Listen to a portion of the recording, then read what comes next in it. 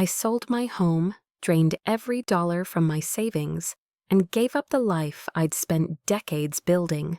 Because my son called me at 2:13 a.m. and said, "Mom, if you don't help me, I'll die." He didn't cry when he said it. That would have made it easier. No, his voice was dry, tense, practiced, like someone who already knew exactly what those words would cost and how quickly I'd pay them. My name is Evelyn Martin. I'm 68 years old, a widow, a mother, a woman who has spent her entire adult life trading her own comfort for someone else's. I married at 21, buried my husband at 38, raised my only son alone while scrubbing classrooms and cafeteria floors as a school janitor for nearly 3 decades. I was never late, never complained, never bought anything I didn't absolutely need, not even a new pair of shoes unless the soles had holes. The only thing I spent freely was love. I lived in a small yellow house on the edge of Lubbock, Texas. The paint was chipped, the kitchen window jammed in the winter, but it was mine, bought with sweat and sacrifice. I had no debts, a modest pension, some savings, a rose garden I tended with pride, and a son I still believed would one day look at me and say, "Thank you." Instead, I got a phone call. I was already awake that night. Old women don't sleep much. The house was quiet, wrapped in shadows. I was making tea in the dark, listening to the familiar creaks of a home that had held me through every storm. Then the phone rang. "Mom, please answer," Ryan's voice cracked. "Ryan, what's wrong?" "It's gone, all of it. The crypto investment. Megan and I, we lost everything. The bank's going to foreclose on the house. 80,000, Mom. That's what we need." I couldn't speak. His breathing became ragged. Then came the knife. "If you don't help me, I swear I'll kill myself." There it was. Not a request, a rope. I didn't even sit down, just stared out the kitchen window into the dark, where the porch light flickered and the wind rustled through the roses. $80,000. I had it, between my house, my savings, my pension. That money was supposed to carry me through my final decades with dignity. I could have said no, but mothers don't say no. "I'll take care of it," I whispered. 3 days later, my life was in boxes. The real estate agent called my house cozy and great for young couples. I wanted to scream. Instead, I smiled and signed. I walked room to room, saying goodbye. To the worn tile I scrubbed after work. To the window where I used to stand waiting for Ryan's school bus. To the table where I blew out birthday candles alone after he stopped visiting. I took only what I could carry: my husband's old flannel shirt, our wedding photo, a cracked ceramic angel, a Bible with my name in gold leaf on the first page. The rest, I left for the new owners. Let them inherit the echoes. I sold my car, closed every account, emptied my retirement fund. At the bank, the teller asked, "Are you sure, ma'am?" No, but I nodded anyway. Ryan came to pick me up. He hugged me like someone grateful to be rescued. "You saved our lives, Mom. I owe you forever. You'll live with us now, okay? We'll take care of you." I wanted to believe him. Megan didn't speak, just helped load my boxes with the speed of someone checking off a task. The drive to their house was silent. I sat in the back seat, clutching my suitcase like a lifeline. Inside were pieces of a life I no longer had a place for. A faded photograph, a jar of dried lavender, my late husband's army pin. I didn't cry, but I watched the outline of my yellow house disappear in the rearview mirror, and something inside me folded. Their house was bigger, newer, too clean, too cold. They gave me a room at the end of the hall. Twin bed, no closet, a broken lamp that flickered. "This'll be fine for now," Megan said. Ryan smiled. It's just temporary. I nodded. What else could I do? No one asked how I felt. No one offered me tea. They had dinner without me. I sat on the bed for hours, not unpacking, just holding that flannel shirt in my lap, like it could still warm me. That night, I realized I hadn't been rescued. I'd been relocated, not with love, but with debt. And no one hugs a receipt. The first morning, I woke up before everyone else. Old habits die hard. I made a pot of coffee, just as I always had, strong, black, 2 scoops extra. I used the French press I'd brought from my house. My hands still remembered the motion. Megan came down 15 minutes later. She didn't say good morning. Instead, she frowned at the smell. "Oh," she said, "I usually just do single-serve pods. Less mess." I nodded. "Of course, I'll clean this up." She didn't reply, just took her mug and walked away. That was the beginning. There were no fights, no shouting, just withdrawal, a slow, quiet erasure. Little things began to disappear. My teacup, my pillow, the quilt I'd brought from home replaced with a scratchy gray blanket. The rose-scented soap I'd used for years vanished, swapped for cheap, unscented bars. No one said anything. They just replaced my presence with their preference. Once I tried humming while folding laundry, a song I used to sing to Ryan when he had the flu.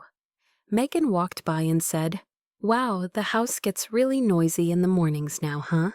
I stopped humming. The guest room had no lock. I began to notice how Megan would walk past slowly, glancing in, as if checking to make sure I wasn't multiplying. One afternoon, I overheard her on the phone. Her voice floated through the hallway like a scalpel.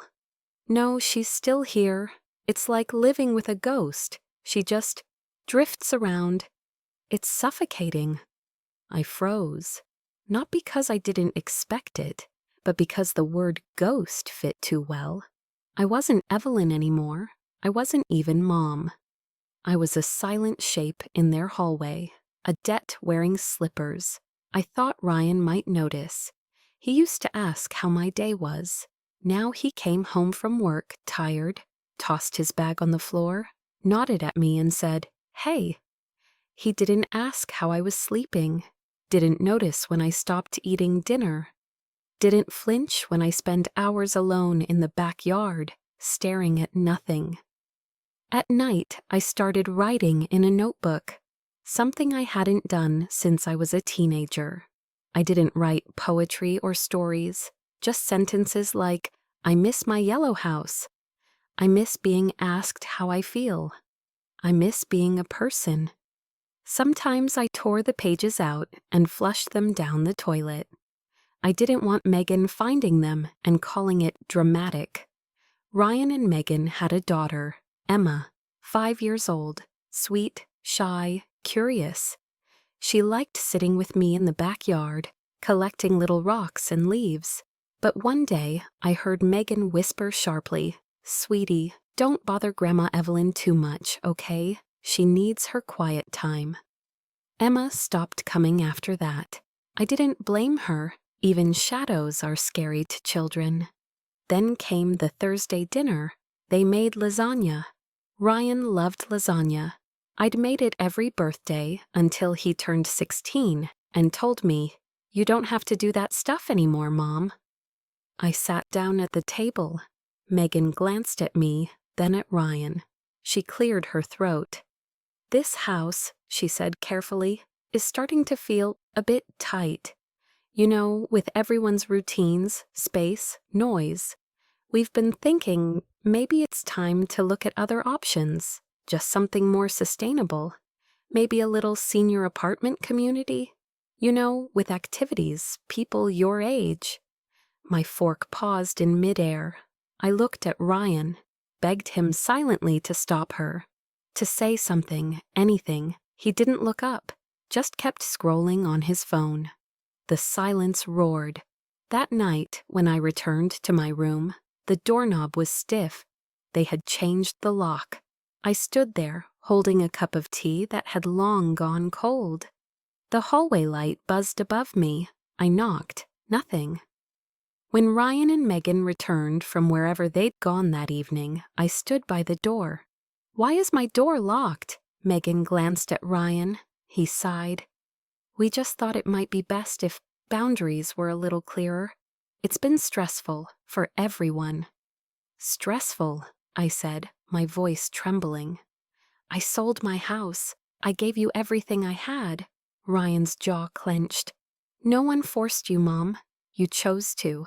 You always do this. Make people feel guilty for helping you." I stared at him. My son. The boy I once nursed through fevers. The teenager I worked double shifts for just to afford his basketball shoes. He looked at me like a bill that kept arriving. Megan added quietly, "We're not saying you have to leave. We're just saying, maybe think about what's best for everyone." Everyone. I wasn't part of everyone.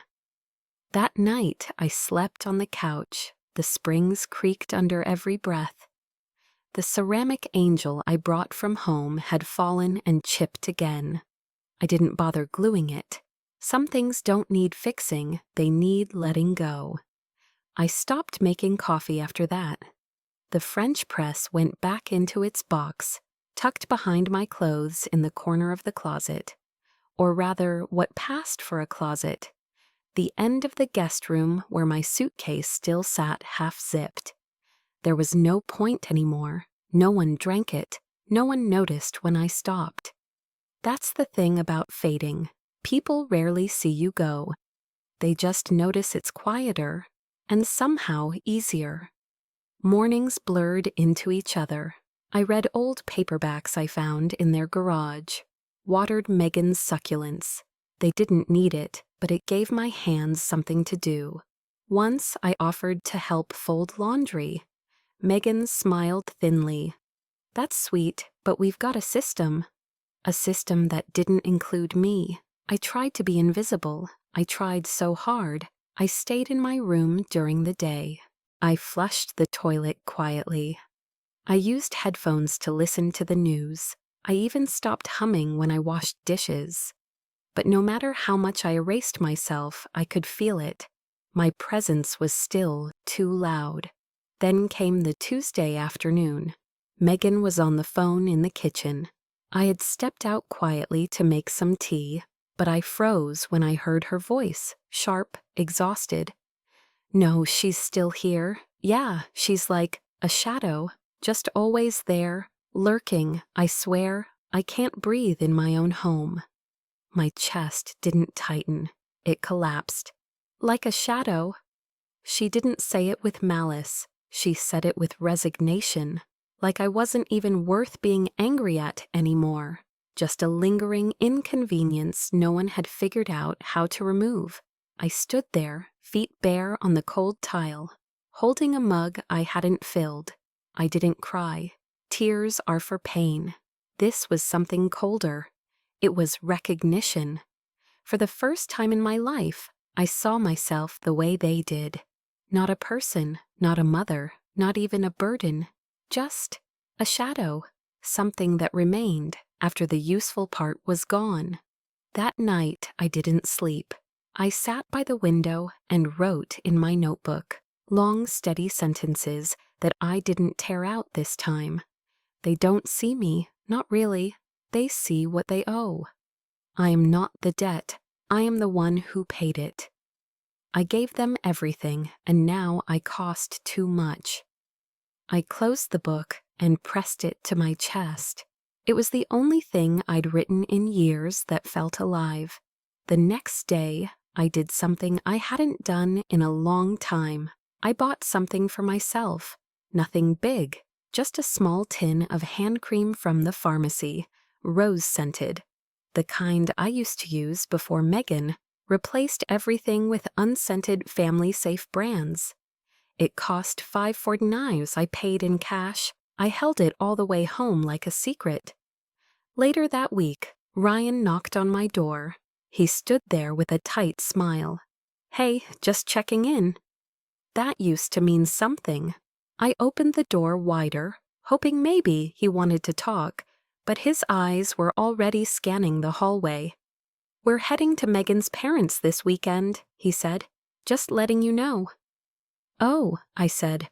"Would you like me to come?" He hesitated, a pause too long. "It's probably better if you rest. You've been tired lately, right?" I nodded. Of course, I always nodded. They left Friday morning. Emma waved at me from the back seat. I smiled, but it didn't reach my face. I was too busy watching Ryan. He didn't look back once. I spent that weekend thinking about my house, about the girl I used to be before she became someone else's safety net, about the choices we make that feel like love until they leave us emptied. By Sunday night, I had made a choice. I dug through the box where I kept all my papers, the ones I hadn't shown anyone. At the very bottom, folded between medical receipts and tax records, was a copy of the agreement, the loan contract, in black and white with Ryan's signature, Megan's signature, and mine at the top. Primary borrower, Evelyn Martin. Collateral, 452 Sycamore Lane, their home. A document they forgot, a power they assumed I'd never use. But I remembered. I had insisted on being the primary when the bank questioned their credit. Just in case, I'd said, because deep down, even then, I knew. I sat back in the chair, the contract on my lap, my fingers tracing my own name. I was still here, still real, still holding the pen. It happened over lasagna, a meal I used to make for Ryan every year on his birthday. He loved it. He'd sneak into the kitchen to steal cheese slices, lick sauce from the spoon when he thought I wasn't looking. But that night, the lasagna wasn't mine. It was Megan's, store-bought, oven-heated, served with silence. I sat at the table across from Emma, who played with her fork more than she ate. Megan scrolled through her phone, sipping wine. Ryan stared blankly at the TV in the next room. No one spoke until Megan set down her glass. "I've been thinking," she said, too casually. "The house has started to feel a little tight." My stomach clenched. I didn't say a word. She continued, "It's no one's fault. It's just 3 adults under one roof, different routines, different needs. It's a lot." Ryan still said nothing. Megan smiled thinly. "We were thinking maybe it's time to consider other options. There's a senior living complex near the park. Beautiful gardens, activities, people your age, and space for everyone." I looked at Ryan. He didn't look back. He just pushed his food around the plate, as if my eyes didn't exist. For a moment, I couldn't breathe. Not because of what Megan said, but because of what Ryan didn't. No defense, no protest, not even a pause. Just silence. And silence hurts worse than shouting. I stood up quietly. My hands trembled, but I kept my voice calm. "Excuse me," I said. No one tried to stop me. I went to my room, my so-called room, and closed the door behind me. My teacup sat untouched on the dresser. The ceramic angel had lost another chip in her wing. I wanted to scream, throw something, pound the walls. But instead, I just sat on the bed and whispered, "Of course, it's too crowded." Later that night, I left my room to get a glass of water. When I returned, my key wouldn't turn. I froze, tried again, nothing. They had changed the lock to my room. I stood there in the hallway, barefoot, heart pounding. The overhead light flickered slightly, casting dull shadows on the beige walls. For a moment, I thought maybe it was a mistake, that the lock had jammed, that someone had forgotten to tell me. But deep down, I knew. I stood there until I heard the front door open, Ryan and Megan returning from their walk. Ryan saw me first. "Mom?" he asked, as if confused. "What are you doing?" "My key doesn't work," I said quietly. He glanced at Megan. She stepped forward. "It's just temporary," she said, with that same too smooth tone. "We thought it'd be good to establish clearer boundaries. Everyone's been tense lately." "Tense?" I repeated. I could hear my own heartbeat in my ears. Ryan sighed, rubbing the back of his neck. "It's not about you, Mom. It's just, the energy's been off. We're all under a lot of pressure." I looked at him, really looked. The boy I had raised, the man I had saved, and he looked at me like I was a storm cloud hovering over his perfect life. I stepped closer.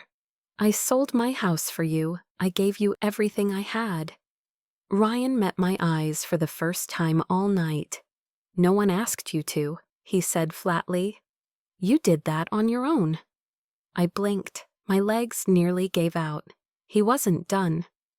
"You've made us feel guilty ever since you moved in. It's like we can't even breathe without you watching.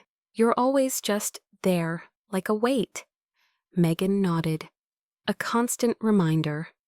"A reminder of what?" I asked. Ryan's voice turned sharp. "Of debt, of obligation, of guilt. I'm tired, Mom. Tired of feeling like I owe you something. You gave us money, thank you. But now it's like you expect to be paid back. With our lives." I opened my mouth. He cut me off. "You're not a victim, Mom. You're a guest, one who's overstayed." I didn't answer. What was left to say? I picked up my blanket from the laundry basket, walked to the living room, and curled up on the couch. That night, I didn't sleep. I stared at the ceiling, at the shadows, shifting in the corners of the room. I had sacrificed everything I had to be closer to my son.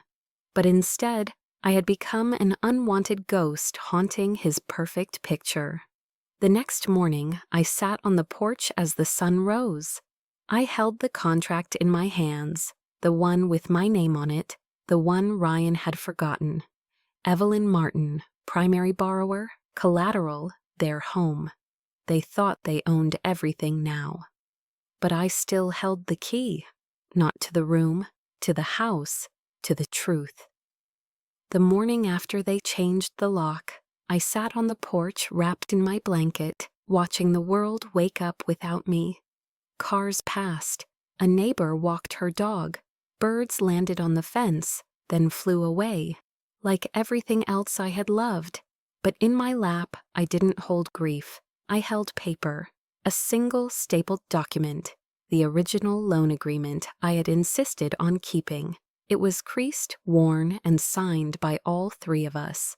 Evelyn Martin, primary borrower, collateral, 452 Sycamore Lane, their house. I remember the day we signed it.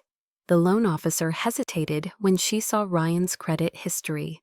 Megan had flinched, but I leaned in and said, "Make me the primary. I have better standing. I want this to go through." Back then, I believed I was saving them. Now I saw it for what it was. I had put a leash around my own neck and handed them the other end. But the leash was paper, and I still held the original. That afternoon, I packed what little I had left, not out of fear, but for leverage. Ryan and Megan weren't home. Emma was at school. The house was quiet, empty of kindness, heavy with avoidance. I walked down the hall one last time, past the photo of their wedding, past the kitchen where no one ever asked if I was hungry. I left the ceramic angel behind. She belonged to the old me. 2 weeks passed. I found a temporary room at a retired teacher's house, Mrs. Carson. She was kind, sharp-witted, and didn't ask questions when I said I just needed a place to think. We drank coffee on her porch every morning. She called me Eve. I hadn't had a nickname in years. My body ached less, my chest loosened, and for the first time in months, I slept through the night. Then they came looking. Ryan called first. "Hey, Mom, hope you're okay. We've been trying to reach you." He didn't ask where I was, didn't say I miss you, just, We need to talk about the house. I didn't answer. A week later, they found me. Mrs. Carson opened the door and said, "You have visitors." Megan stood on the porch in heels too high for sincerity. Ryan looked pale, thinner than before. "Hi, Mom," he said. "Can we come in?" I looked at Mrs. Carson. She raised an eyebrow, but nodded politely. We sat at her kitchen table, over a pot of tea I hadn't planned on sharing. Megan spoke first. "We're planning to sell the house, use the funds to invest in a small business, coffee shop maybe, but we can't proceed without your signature." I nodded. They waited. I said nothing. Finally, Ryan cleared his throat. "We're hoping you'll sign the release." I looked down at my cup. Then I reached into my bag and pulled out the document. Their faces changed. I laid it flat on the table. "My name's at the top," I said. "I'm the primary. The house is the collateral. The bank will only release it with my approval." Ryan shifted in his seat. "We know. That's why we're asking." "I'll sign," I said, "once you pay me back." $100,000 plus 12% interest. Their mouths fell open. Megan scoffed. "What? We don't have that kind of money." "You had it," I said, voice calm. "You spent it." Ryan tried to smile. "Mom, come on, we're family." "No," I said. "We were. Then you turned me into a transaction, and now I'm just finishing the math." Megan slammed her hand on the table. "That house is ours." I met her gaze without blinking. "No, it never was.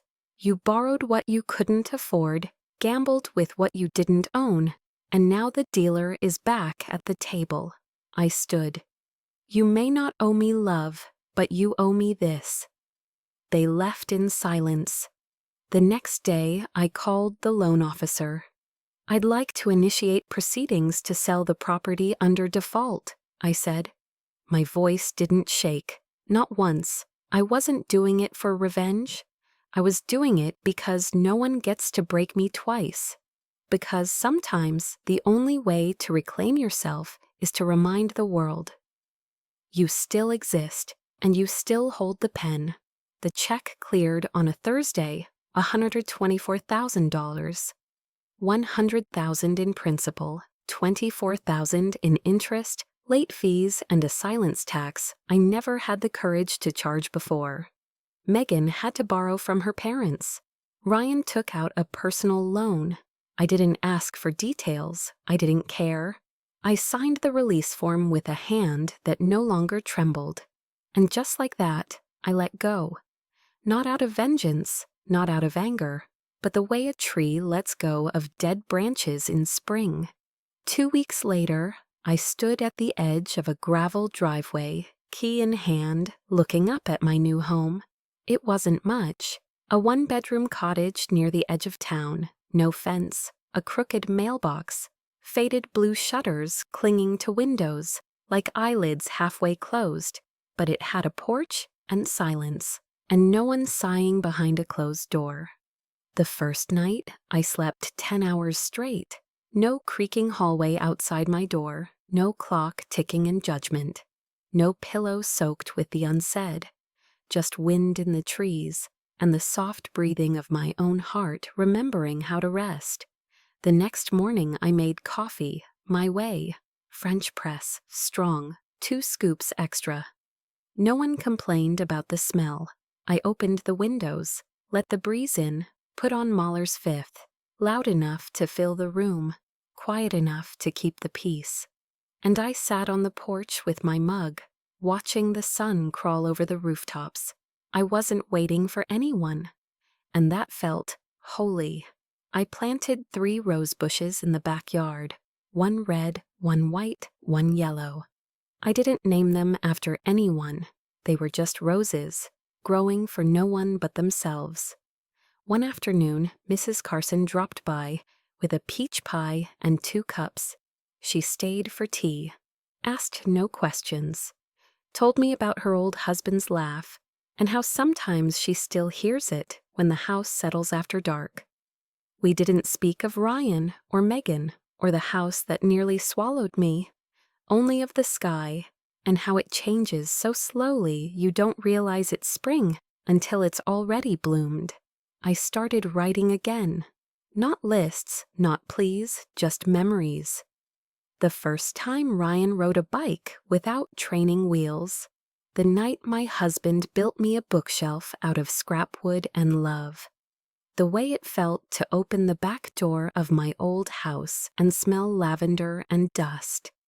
I wasn't writing for legacy or forgiveness. I was writing to remember that I had lived. One evening, just as I was trimming the yellow rosebush, the phone rang. It was Ryan. He didn't say, "Hi, Mom," just, "I got your forwarding address." A pause, then, "I see what I did now. I see what we took. I know I can't fix it, but is it too late?" I stared at the rose in my hand. A single petal had fallen onto the soil. "No," I said softly. "It's never too late to start over." Then I paused and added, gently but clearly, "But I won't pay twice for the same lesson." He didn't respond. I didn't need him to. That night, I lit a candle, just one, for myself. Not for grief, not for anyone else's soul, just for mine. And I let it burn. For the first time in a long time, I felt like a person.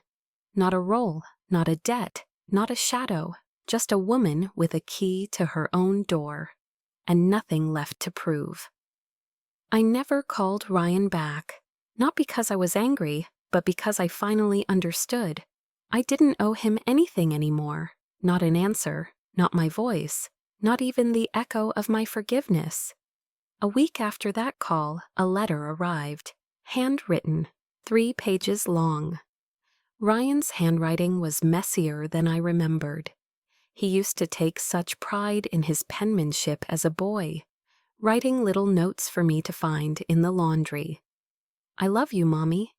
This letter started differently. "Mom, I don't know what to say except I'm sorry. Not just for what we did, but for not seeing you, for making you disappear."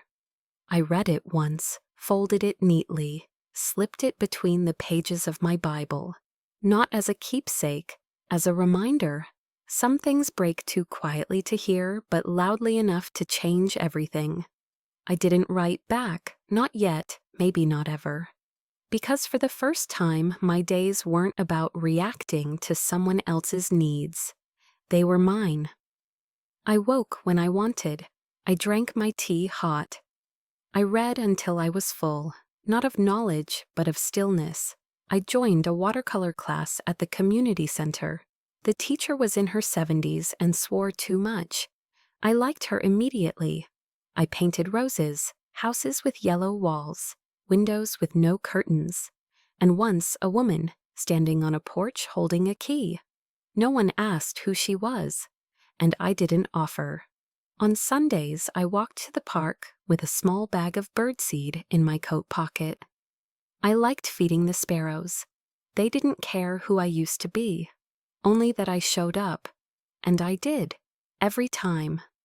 One morning, as I sat on the porch, watching the wind shake the tree branches, I thought about the phrase starting over. People say it like it's something young people do. A new job, a new city, a fresh chance at love. But starting over can happen at 68, in a cottage with uneven steps, with a rose bush and a quiet kettle. It can happen after everything's broken, and it still counts. Maybe it counts more. That evening, I sat down with a pen and a blank page. Not for Ryan, not for Megan, not even for Emma, for me. And I wrote the words I'd wished someone had said to me a long time ago. You are not a burden. You are not invisible. You are not what was taken from you. You are what you build next. I placed the page on my fridge under a magnet shaped like a sun. It's still there now. Some mornings I read it out loud, not because I forget, but because it feels good to remember. Ryan called again once. He left a voicemail. I miss you, I really do. Emma asks about you. She drew you a picture. If you ever want to, talk. His voice was softer, more human. I didn't delete the message, but I didn't return the call. Because I had something more urgent to do. I had to water my roses. And as I stepped outside, the sun warm on my shoulders, the scent of dirt and green rising up around me, I whispered something to the wind. It's never too late to start over, but I won't pay twice for the same lesson. And the wind, wise and kind, carried it away, somewhere safe, somewhere only I needed it to go.